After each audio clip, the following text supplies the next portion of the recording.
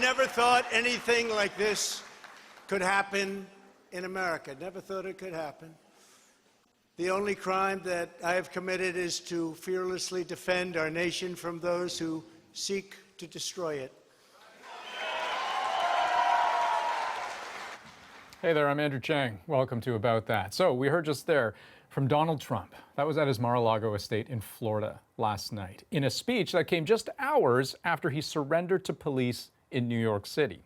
He pleaded not guilty before a judge in the face of 34 criminal charges, but he left all of that behind.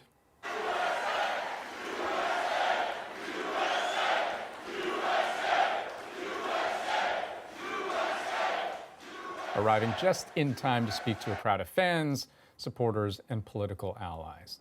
Now, for a situation so unprecedented, a lot of what we saw last night actually looked pretty familiar, sort of like any other campaign speech of his that we've seen. But he said some things that give us a good sense of what his grand political plan might be in the coming months and into 2024.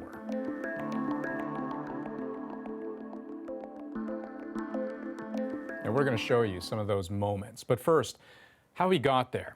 History being made in a New York courthouse earlier that same afternoon, where Donald Trump became the first former U.S. president ever to be charged with a crime.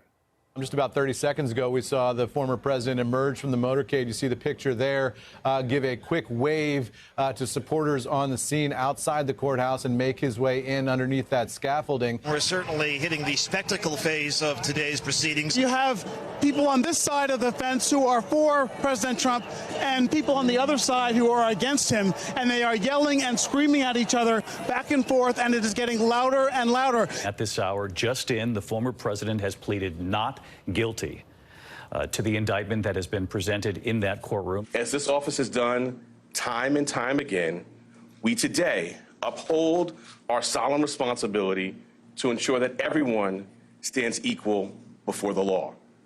No amount of money and no amount of power changes that enduring American principle. Now, yesterday was important, not just because of the formality of Trump being processed, fingerprinted, and pleading not guilty before a judge. It was also important because the actual indictment itself, detailing the charges against Trump, they were finally unsealed. So now we know for certain that Trump is facing 34 felony counts of falsifying business records, and that those records relate to a hush money payment made to porn star Stormy Daniels. But what's interesting is that the indictment statement of fact lays out a broader pattern, an alleged scheme to identify, purchase, and bury negative information about Trump and boost his electoral prospects. Now, it mentions two other cases. Playboy model Karen McDougal, who was also paid to keep quiet on claims that she had sex with Trump, and Trump's former doorman, who claimed to have a story about Trump fathering a child out of wedlock, but was allegedly paid $30,000 to keep quiet. So the thinking goes, if the prosecution can show a jury that there was this pattern of behavior, maybe proving the crime alleged in the Stormy Daniels case becomes that much easier. And yet, none of this seems to be giving Trump any pause. Just listen to what one of his lawyers who spoke outside the courthouse had to say. He's frustrated, he's upset, but I'll tell you what, he's motivated. And it's not going to stop him, and it's not going to slow him down. And that motivation was on full display last night at Trump's rally. So let's break down these sort of moments from Mar-a-Lago with politics professor Chris Galdieri, who's joining us from St. Anselm College in New Hampshire. So hi, Chris. Maybe first question to you, just overall impression of what you heard last night. I think what struck me is that Trump was operating in sort of full Festivus airing of grievances mode. And he, once upon a time, he would talk about these sorts of things, but he would connect them to his audience. He would connect them to the folks that he wanted to vote for them. And he would try to link his travails to, why small town life in rural America was not what the folks who live there think it should be, and that sort of thing. What struck me about Trump last night, and I think this has been true of of the few public remarks he's given during his campaign thus far, is that it's almost entirely about him. It's about what was done to him, in his view, in 2020.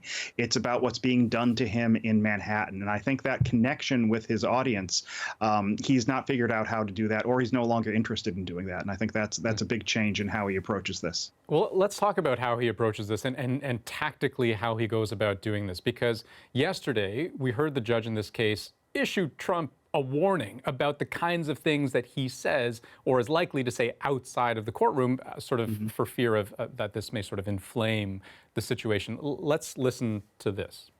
Alvin Bragg of New York, who campaigned on the fact that he would get President Trump. I'm going to get him. I'm going to get him. This is a guy campaigning. You want to get President Trump at any cost.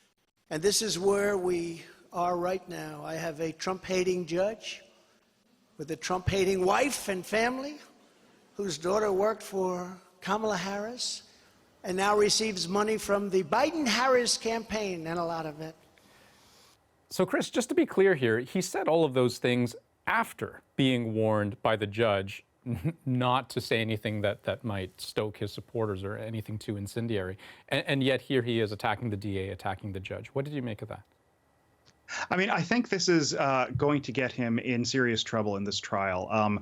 Donald Trump has a really hard time keeping his mouth shut, bluntly, of not saying things that are going to make his life more difficult. And if you are a defendant in a criminal trial, attacking not just the judge, but the judge's family like that, or as we saw on social media, one of Donald Trump's sons posted a photograph of the judge's daughter online for supporters to see. This is the sort of thing that mob bosses on trial in New York know better than to do. And I think it's just inviting some kind of sanctions. You could imagine a gag order. You could imagine contempt citations. And certainly it's not the sort of thing that a smart defendant does when a judge has their future in his hands. The other funny thing that occurred to me while I was listening to Donald Trump's speech last night was that he spent a good chunk of the opening, actually more time in the opening than than otherwise, talking about other cases in which he is being investigated. Let's listen to this. The unconstitutional changes to election laws by not getting approvals from state legislators. The millions of votes illegally stuffed into ballot boxes and all caught on government cameras because nothing was said wrong. In fact, at the end of the call, we agreed to continue our conversation about election fraud, and election fraud specifically in Georgia. So, the accusations he's facing of sort of election tampering in Georgia, he also mentioned what he calls the boxes hoax, relating to boxes of classified and confidential documents that were found at his Mar-a-Lago estate. And what do you make of the fact that he seemed, I don't know, more preoccupied with those cases than the one actually before him? Well, I think a couple things are going on there. One is that for all of the drama yesterday, what happened in New York yesterday is a fairly straightforward financial malfeasance trial. And he's got a presumption to innocence. We'll find out if a jury agrees. But it's entirely possible to imagine that even if he is found guilty, all that happens is some sort of a financial fine or some other penalty. In the other cases, I think he's facing potentially much hotter water. The Georgia case, he is on tape asking officials in Georgia to find 11,000 votes, basically enough votes to flip the state from Biden to Trump. I mean, that's extraordinarily serious. You don't have to argue that, because of the circumstances of it, it's a felony the way the DA in New York is. It just straight up is a felony. The documents case continues to get worse for him. There's now a special counsel investigating that. There are new indications that Trump was very involved with, going through these boxes of documents, trying to cherry pick particular ones that he wanted to keep out of there for whatever reason. So again, that's, closing off what you would expect to be the defense you'd have in this case, which would be, well, geez, I wasn't supervising the move out. Somebody put stuff in the wrong box. Sorry. That's clearly not what happened here. So I think Trump is realizing after yesterday that he even though he's running for another term, even though he's an active candidate, he is in for a world of I don't want to say legal hurt necessarily, but certainly of spending an awful lot of time on legal matters for the next few years. And I think, that's sinking in now. Just one last question for you, Chris, before we let you go. I mean, we have to talk about 2024 and how what we heard last night maybe sets the stage for that campaign. Just give us a final thought there. Sure. I think, we have this bizarre dynamic where being indicted clearly has helped Trump with Republican primary voters, at least in the near term. We don't know if that's going to be the case in the long term if he faces, additional indictments in Georgia or at the federal level.